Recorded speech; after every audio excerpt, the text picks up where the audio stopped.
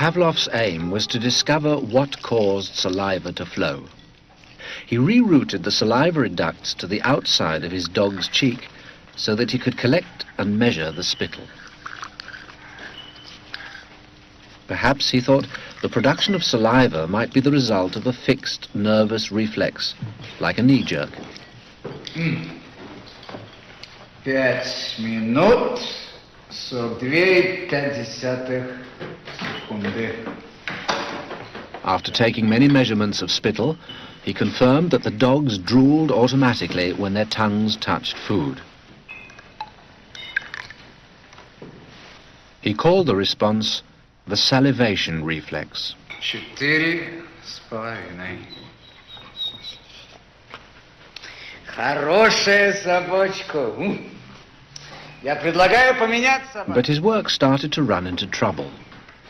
As his dogs became familiar with the experimental routine, they started to fill their cheek tubes before Pavlov had a chance to stimulate their tongues. The dogs were learning to anticipate food. Pavlov tried a new technique. He erected screens so that the dogs couldn't see what was going on. Before passing meat through the hatch, he introduced a stimulus that was totally unrelated to feeding. A ticking metronome.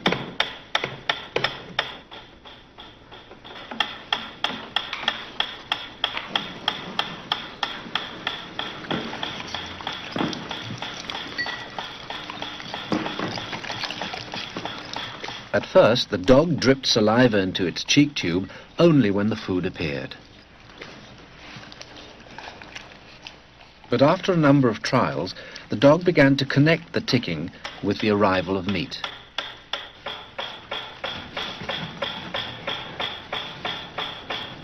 Soon, the sound alone made the dog drool. Eventually, the dog salivated as much to the ticking itself as it did originally to the presentation of food. Полная. Идите сюда. Что я говорил? He called this new response the conditioned reflex. Собака.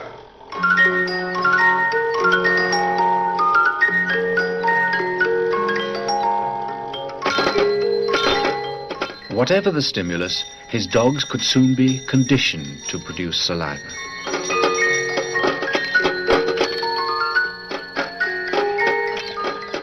Pavlov believed that he had discovered how animals learned, even in the wild.